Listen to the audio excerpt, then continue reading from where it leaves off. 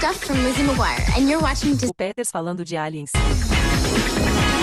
O vídeo que eu postei sobre OVNIs e aliens meio que acabou sendo uma surpresa pra mim, porque eu nunca dou sorte com o timing das minhas postagens aqui no YouTube. Porém, tem bastante coisa surgindo sobre o assunto na mídia. Provavelmente pra reprimir a revolta popular começada pelo nosso reizinho Luigi, mas o assunto tá em alta. De certa forma, sempre esteve.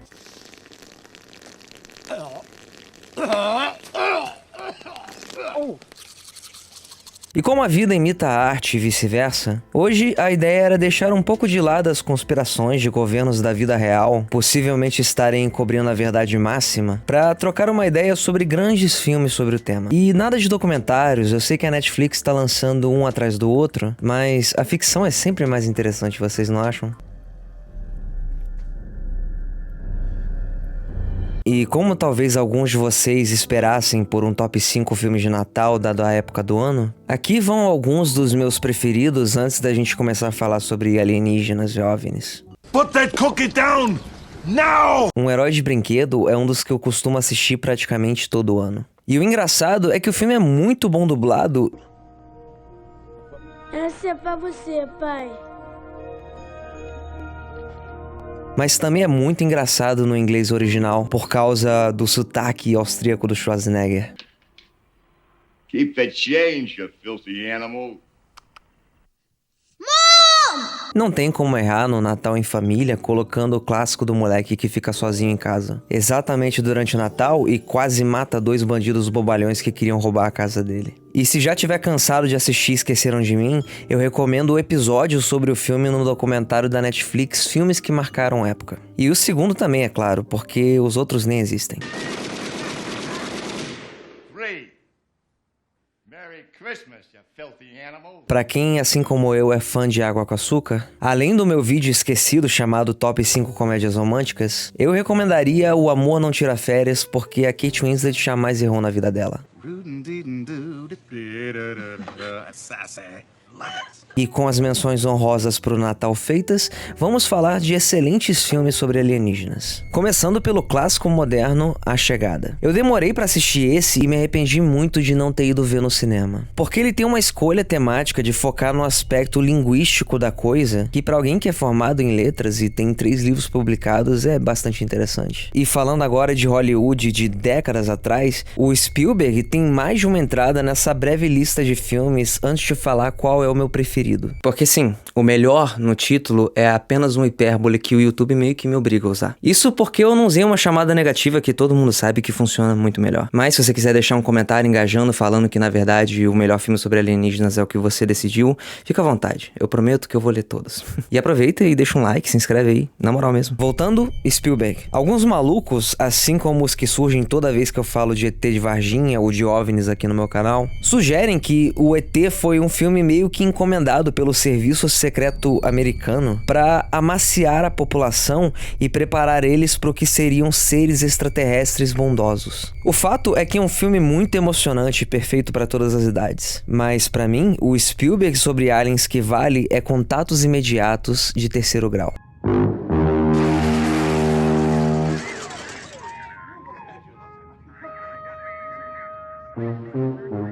O Steven definitivamente tem um range muito grande na filmografia dele, mas mantém talvez uma consistência temática interessante. Assim como o diretor do filme no qual esse vídeo é baseado, mas a gente já chega lá. Aqui, ele nos joga na vida suburbana americana dos anos 70, com um protagonista que claramente tá soterrado e um pouco claustrofóbico com a vida familiar dele. O que é filmado de um jeito que induz ansiedade em qualquer pessoa. Ele se torna completamente obcecado com OVNIs e fica fazendo formas que ele enxerga na mente com tudo. Até com um purê de batata é um inferno. E o que o Spielberg faz com música também é muito interessante e vocês com certeza deveriam conferir esse filme por vocês mesmos. Por último, antes de revelar o meu filme preferido sobre alienígenas, Não Olhe ou simplesmente Nope do Jordan Peele definitivamente é um filme que existe. Com uma abordagem fresca que interpreta os discos voadores como seres biológicos em si, que perdoe a loucura breve aqui num vídeo sobre a 7ª arte, mas existem mais avistamentos de objetos voadores que lembram águas vivas e seres vivos do que vocês imaginam. Tudo isso envolvido por um subtexto que evoca o racismo estrutural em Hollywood e o respeito à fauna. Mesmo que nesse caso, uma fauna alienígena. E sem contar também o melhor fake-out que eu lembro de ter assistido no cinema recentemente.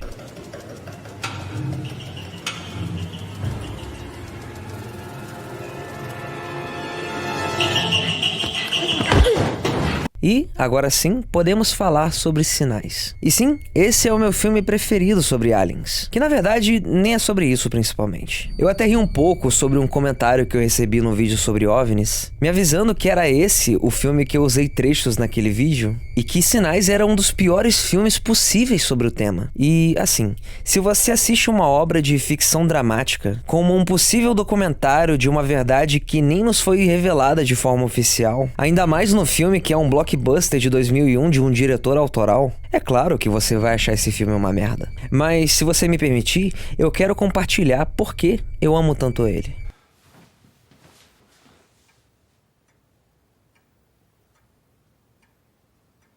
Para entender Sinais, nós precisamos entender o roteirista e o diretor do filme, que nesse caso são a mesma pessoa, o M. Night Shyamalan. O M. Night explodiu logo no primeiro filme dele com um orçamento de verdade, o clássico atemporal Sexto Sentido. I see dead people.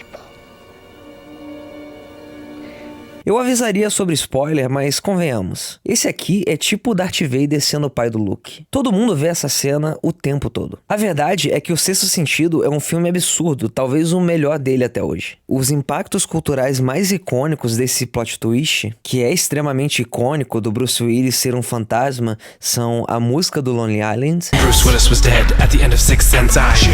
e claro, a piada maravilhosa de Como Se Fosse a Primeira Vez, na qual a Drew Barrymore tinha alugado esse filme no dia que ela sofreu o acidente, e agora ela assiste esse filme todo dia e vive o plot twist todas as vezes. Just give me a chance.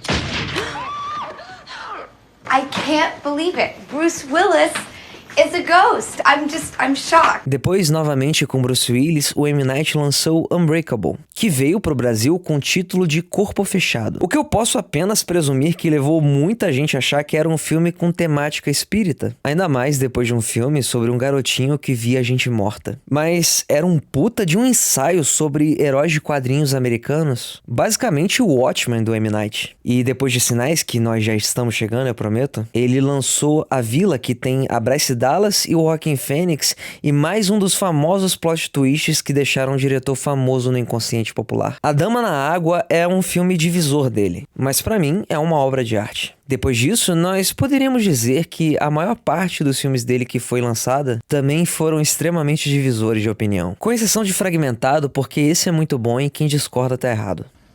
I know. Mas aqui estamos para falar sobre Sinais. O suspense dramático familiar com um leve pano de fundo de uma invasão alienígena e marcações em milharais. Outra recorrência da vida real que achou espaço na ficção. E tá bom, vamos falar do Elefante na Sala. Esse filme é estrelado pelo Mel Gibson. Torturar? Ah, então vocês querem me torturar. Então podem vir. Sejam cruéis. Mesmo assim, eu não vou devolver o dinheiro. Eu aguento qualquer coisa. Mas olha só, em contrapartida, a outra estrela do filme é o Joaquin Phoenix. Coringa? Sorry? You are Coringa? Tem também a menininha do Pequena Miss Sunshine e um dos irmãos do Macaulay Culkin. Mas, infelizmente, não é o mesmo que fez Scott Pilgrim, que tristeza. It's contaminated. Ok, comecemos. Depois de uma lenta e tradicional Prime Night abertura, com uma trilha sonora original e uma fonte espalhafatosa, o primeiro feitinho do filme é de uma tomada com a câmera andando, que é uma marca registrada do cinema do M. Night, e ela começa no quintal com um bucolismo bem americano central, passa pela fotografia de uma família feliz e termina com Mel Gibson sozinho na cama acordando. Na parede da casa dele tem uma marca de tempo onde claramente havia um crucifixo fixo e storytelling visual como esse, que era tão comum em filmes grandes e mainstream, como nos Homens-Aranha do Sam Raimi, simplesmente não existe mais nos filmes que dominam as salas de cinema hoje em dia. Ao reparar que os filhos dele sumiram, ele direciona a atenção dele pro milharal e sai correndo. E quando finalmente encontra os dois, a menina pergunta se ele também tá no sonho dela, que faz parte do humor muito pontual do M. Night, e o garoto diz algo que deixa claro o subtexto do filme. I think God did it. Did what, Morgan?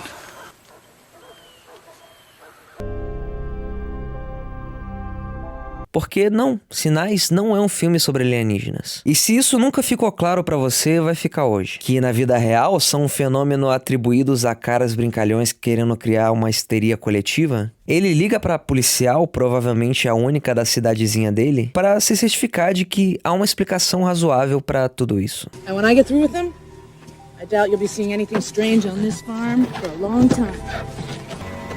You all right, Tom?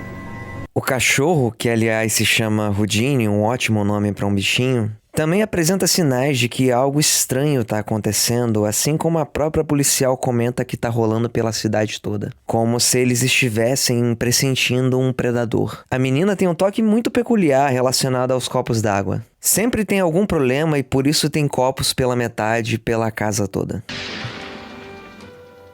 You're too old to still be doing this.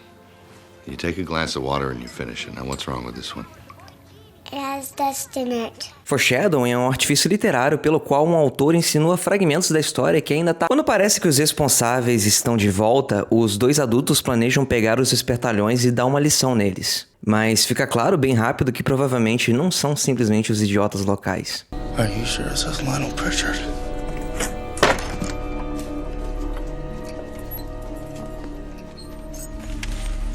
A policial volta e a gente tem a primeira referência no texto sobre a morte da esposa do protagonista. O motivo do Joaquin Phoenix ter voltado a morar com o irmão dele para aliviar um pouco o peso e ajudar com as crianças. Para não deixar todo mundo se perder nessa obsessão, o Mel Gibson leva todos à cidade e algumas coisas engraçadas acontecem. Primeiro, o personagem do irmão mais novo passa pela cena que eu vou chutar, que é a origem daquele clichê, do cara que quase teve tudo. E então é reconhecido na rua por alguém de forma quase teatral, tipo, caramba, eu te conheço, você é o Merrill Hess que acertou aquele home run daquela vez, eu tava lá. Eu já vi essa estrutura de cena e exposição sendo usada de forma satírica até mesmo em South Park.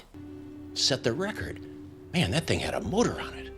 Enquanto isso, o Mel Gibson vai na farmácia repor o remédio de asma do filho dele. Foreshadowing é uma espécie de truque narrativo no qual um elemento é colocado. Como essa é uma cidade pequena onde todo mundo se conhece, a atendente da farmácia insiste que quer se confessar com ele por parecer que eles estão vivendo o fim do mundo, porque ele era o padre da cidade antes de perder a fé. Seu falso! Mentiroso. Sem fé! Você não tem fé nem em você! Você não tem fé nem em você! As crianças estão na livraria e compram um livro sobre aliens e todos se encontram na pizzaria depois e aparece a figura de um homem, que o Morgan pergunta se é ele. E detalhe, o M. Night, assim como Hitchcock, gosta de representar papéis menores nos filmes dele. Ele é o médico que chama assistência social no Sexto Sentido, faz parte do plot twist de maneira muito breve na Vila e até se coloca como o maior escritor moderno e incompreendido pelos críticos na Dama na Água. Aqui, ele é o cara que num acidente deixou o Mel Gibson viúvo e as crianças órfãs de mãe.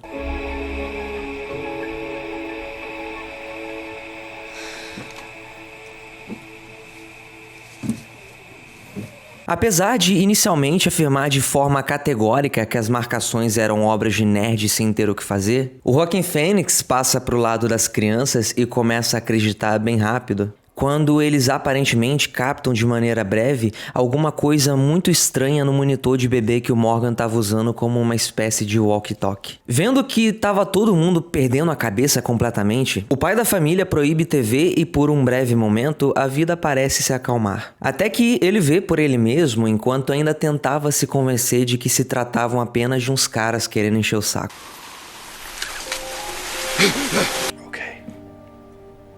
Let's turn on the TV. Depois de assistirem muita TV e realizarem que isso estava acontecendo no mundo inteiro, as crianças pegam no sono e os dois irmãos têm um diálogo que é simplesmente chef's kiss. O Joaquin Phoenix reclama que sente falta de como o irmão dele era. Feliz, cheio de fé e capaz de tranquilizá-lo, afinal, ele era um homem de Deus. Mas o Mel Gibson se tornou um cara sem fé, que tem certeza que nós estamos sozinhos e que ninguém vai aparecer para ajudar. Mesmo com o fim do mundo claramente acontecendo. Ele se abre e fala sobre as últimas palavras da esposa que estava no momento de sinapses cerebrais explodindo e não fazia nenhum sentido. Segundo ele, ela se lembrou de um dos jogos de beisebol do Merrill e disse: See.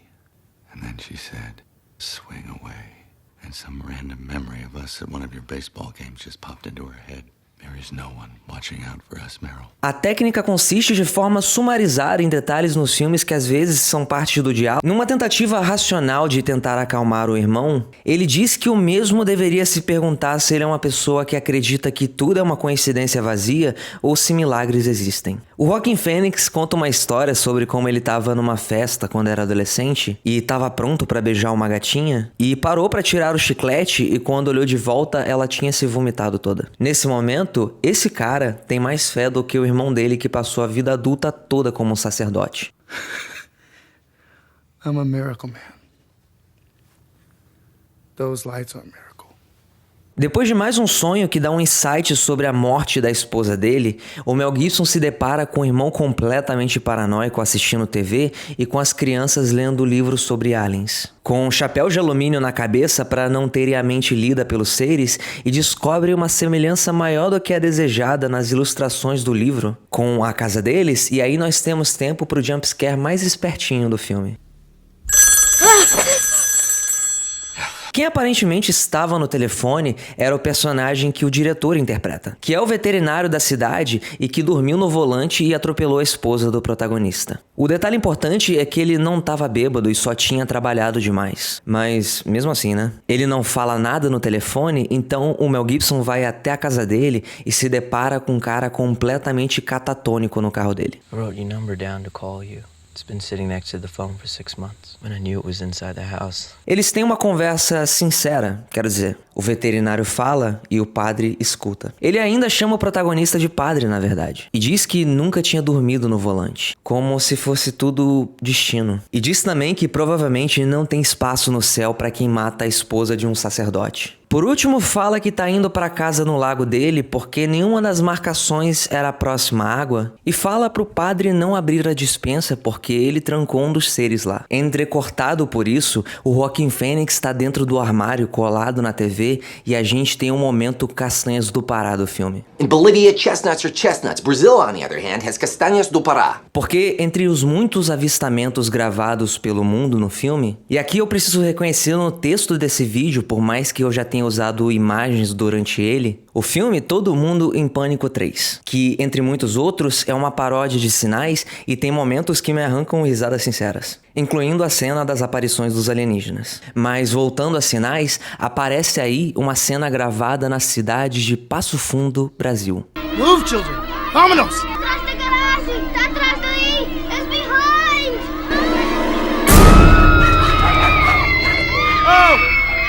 Enquanto isso, o Mel Gibson ainda tá em negação e fala com o alien dentro da despensa como se ele fosse um marginal que tá querendo confusão.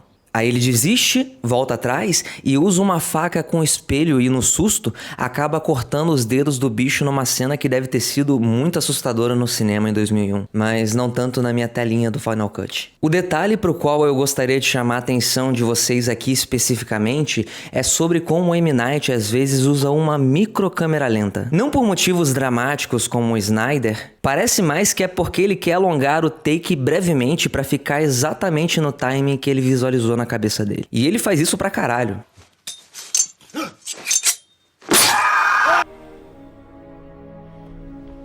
I'm not ready.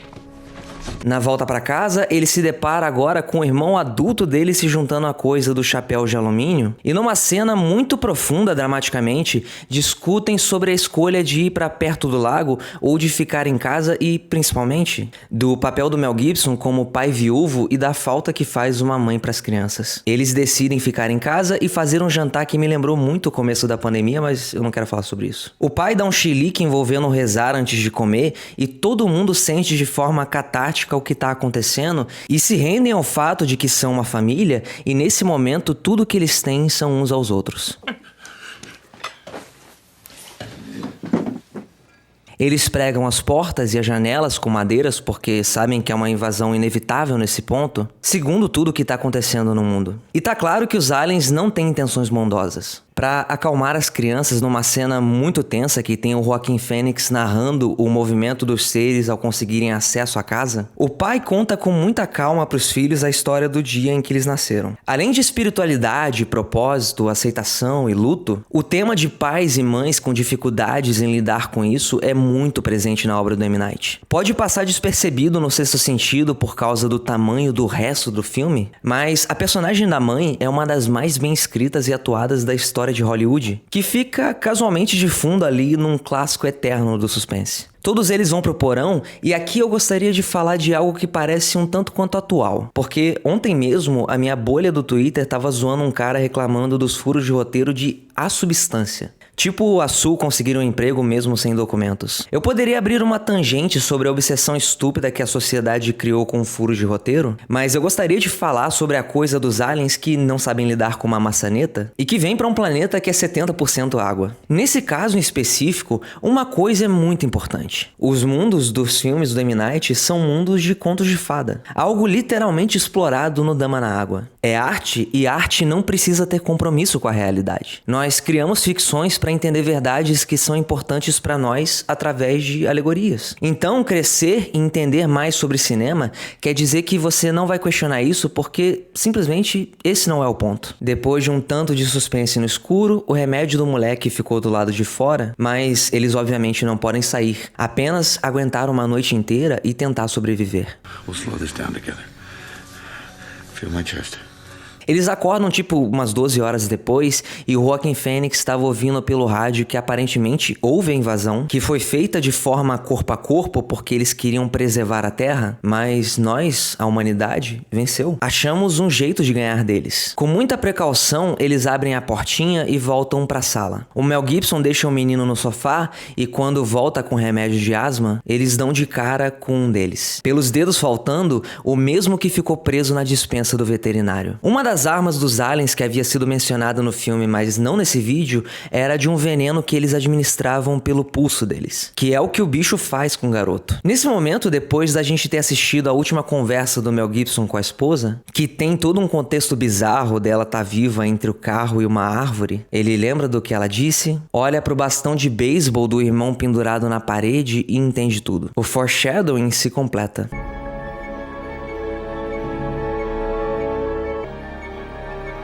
E assim, é exatamente disso que eu tô falando, sabe? Quando você reclama de furo de roteiro na sua concepção, perde o que é uma das cenas mais iradas do cinema de Hollywood. Com o Joaquin Phoenix dando uma porrada com um taco de beisebol no alienígena, a água queimando ele e a câmera abrindo o plano mostrando todos os copos de água espalhados pela casa por causa da mania da menina. Ficando claro que pra tudo na vida há um propósito. Enquanto ele destrói o alienígena com o poder dos esportes americanos e H2O, o Mel Gibson basicamente pede a Deus para salvar o filho dele, dizendo que o motivo para ele ter asma era que os pulmões dele estavam fechados e não absorveram veneno. His lungs were closed.